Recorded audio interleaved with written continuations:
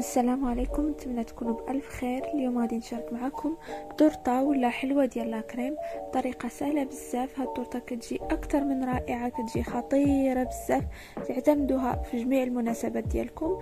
ما غاديش نحتاجو فيها لا جيلاتين ولا ملون ولا ناباج، بطريقة اللي بسيطة بزاف، ونشارك معكم كاع الاسرار باش تنجح معكم من اول مرة بواحد المكون اللي كاين في كل بيت. نتمنى تجربوا هاد الوصفة وان شاء الله غادي تعجبكم بزاف، وغادي ديروها دايما فاش تبغيوها كديروا شي طورطه ولا حلوه ديال لاكريم. نبداو بالمكونات. عندي هنا 5 ديال البيضات بدرجه حراره الغرفه، عندي 2 كيسان ديال الدقيق ما يعادل 200 غرام، و2 كيسان ديال السكر ما يعادل 200 غرام ديال السكر. اول حاجه بالنسبه للبيض اللي يكون بدرجه حراره الغرفه، غادي نديرو هكا، يا اما نضربوه هكا بالضراب الكهربائي ولا هكا.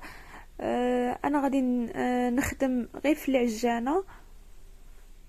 صافي غادي نضربو. اول حاجه نضربو البيض مزيان، كنضربو يعني باقصى سرعه. كنضيف له سكر فاني ولا الفانيليا السائله.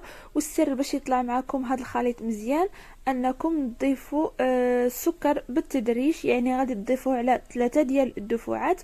هكا من كنشوفوا البيض بدا يطلع غادي نبدا نضيف السكر وانا كنطلع هكا البيض. صافي كنبقى نضيف السكر على 3 ديال الدفعات حتى كيطلع لنا داك البيض والسكر مزيان. وهنا كنبدا نضيف الدقيق. بالنسبه للدقيق اللي يكون مغربل وحتى السكر يكون مغربل، يعني كاع المكونات من الاحسن نغربلوهم. هنا بالنسبه للدقيق السر اننا كنضيفو شويه شويه، وكنبقاو نحركو من الاسفل للاعلى، يعني غير بشويه. انا راني مزربه الفيديو باش ما كيطيحناش داك البيض اللي طلعناه. وبالنسبه للكميه ديال الدقيق والكميه ديال السكر، اهم حاجه انها تكون متساويه، يعني كميه ديال السكر هي راه نفسها كميه ديال الدقيق، 200 غرام 200 غرام. وهنا عندي خميره الحلويات وحده اللي حتى هي غادي نغربلها، غادي نضيفها هنا مع الدقيق. وصافي كنبقى نحرك الخليط يعني هكا من الاسفل الاعلى، باش ما كيبقاوناش دوك الحبيبات من في الاسفل ولا في القاع ولا في الجوانب. وفي نفس الوقت ندربوا هذا الخليط غير بشويه باش ما كيطيحش. صافي حتى كنتاكدوا ما بقاوش دوك الحبيبات ديال الدقيق، وفي نفس الوقت ما كيطيحناش البيض. هنا غادي نجيب واحد الصينيه اللي درت فيها ورق الطبخ ودهنتها هكا بالزبده. غادي نخلي لكم العبار ديال الصينيه في صندوق الوصف. وصافي غادي نهز يدي الفوق وغادي نخوي الخليط هكا ديال الجينواز، وكنوزعوه هكا بشكل متساوي هكا بشي سباتول على الصينيه كامله. وصافي هنا كنضربو مع سطح العمل باش كيخرجوا لنا دوك الفراغات اللي كاينين فيه. وبالنسبه للطياب كنطيبو هكا على نار اللي تكون مهيله 180 درجه حتى كيطيب مزيان، ما كياخذش وقت بزاف. وصافي كنشعلوا له النار من الفوق ولا هكا كنهبطوه الا كان الفرن غازي حتى يتحمر من الفوق. وصافي كنخرجوه. هنا غادي نحيد له ورق الطبخ وهو باقي سخون. وبالنسبه للكريمه اللي غادي نستعمل، عندي كريم شونتيي، عندي 2 ديال الياغورت ديال الاطفال وكاس ديال الحليب ما يعادل 200 مليلتر. اول حاجه غادي ندير كريم شونتيي مع كاس ديال الحليب اللي ضروري يكونوا باردين، يعني كاس ديال الحليب نديروه هكا في المجمد، وكذلك شونتيي. وهنا غادي نضيف ياغورت، داك الياغورت ديال الاطفال هكا. ضيفوا 3 ديال الحبات ولا 2، كيعطي واحد المذاق زوين لهاد. انا هنا ضفت 3 ديال العلب لهاد الكريمه، كتجيب نكهه ديال الفراوله كتجي رائعه بزاف.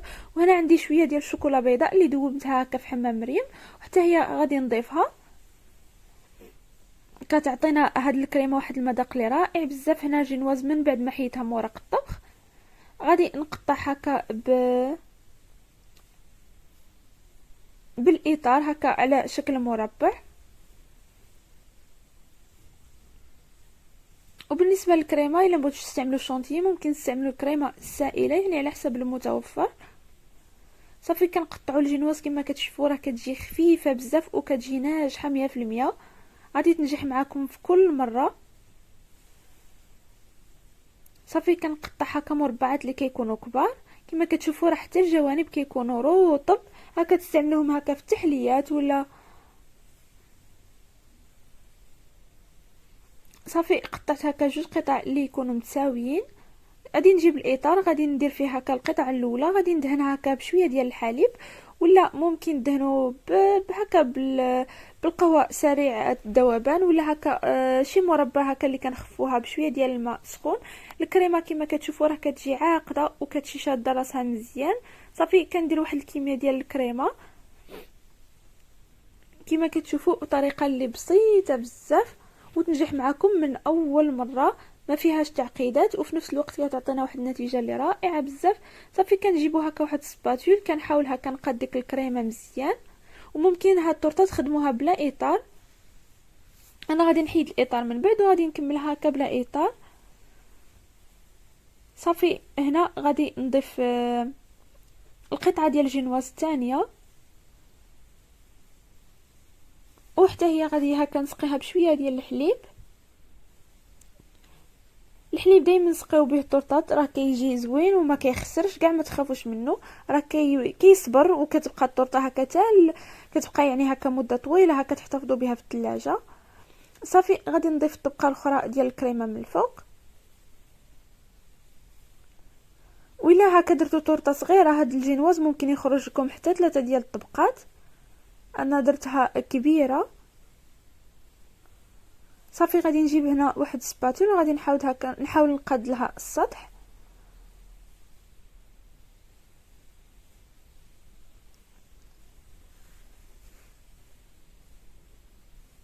وهنا من بعد ما قاديت لها السطح، صافي غادي نصاوب الكلاصاج، غادي ندخلها تبات ليله في الثلاجه.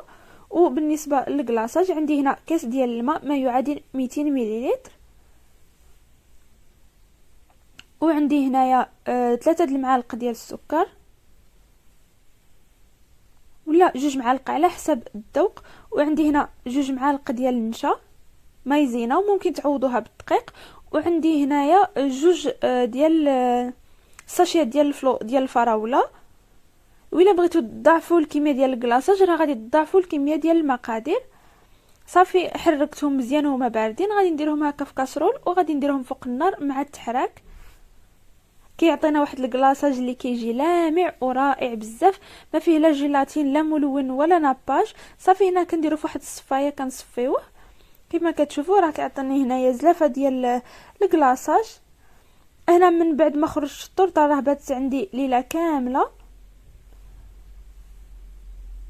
صافي غادي نحاول نقاد هاد الكلاصاج مزيان غير هكا بشي سباتول، ولا كانت عندكم كميه كبيره راه ما غاديش تحتاجوا هكا تقادو بسباتول، يعني غادي تخووه مباشره. ومنين نبغيو نحيدو الاطار هكا، الا كانت الطورطه هكا باتت في المجمد، غادي تحاولوا دائما كتسخنوا هكا الجوانب ديال الاطار باش ما كتلصق لكمش الكريمه. وصافي بالنسبه للتزيين غادي نشارك معكم واحد التزيين بسيط هكا بالشوكولا. هنا ذوبت الشوكولا البيضاء هكا في حمام مريم، وصافي غادي هكا نسرحها هكا يا اما على ورق الطبخ ولا بحال هاد الورق الشفاف، راه كيكون هكا في الكتوبه ولا هكا كيكون. وصافي غادي نحاول هكا نسرح ديك الشوكولا، غادي نخليوها كتبرد غير في درجه حراره الغرفه. هنا زينتها بفوق شويه ديال الزنجلان ابيض، ممكن تزينوها هكا باش ما بغيتو ولا تخليوها هكا عاديه. هنا غادي نقطع بهذا الشكل، وغادي ندير وحده اخرى وغادي نقطعها مربعات، يعني كنقطعوها قبل ما كتجمد الشوكولا وهي بدرجه حراره الغرفه. هنا قطعت معكم وحدين مربعات وداك الشكل قديته هكا بالكاس. صافي زينت بدوك المربع ديال الشوكولا في الجوانب وحطيت من الفوق، وحطيت هكا حبه ديال الشوكولا وديال فواكه الجافه الحمراء. يعني بالنسبه للتزيين درت تزيين بسيط وكيبقى لكم تزيين اختياري. غادي نقطعها معكم كما كتشوفوا راه كتجي خفيفه، وداك الكلاصاج كيبقى واقف وكيجي هكا خفيف وشاد راسو في نفس الوقت وكيجي لامع. وهاد الطورطه كتجي كتذوب في الفم، كتجي لذيذه بزاف. وحتى الكريمه بطريقه اللي ساهله بزاف. انا غادي نقطعها معكم، غادي تشوفوا كيفاش دايره.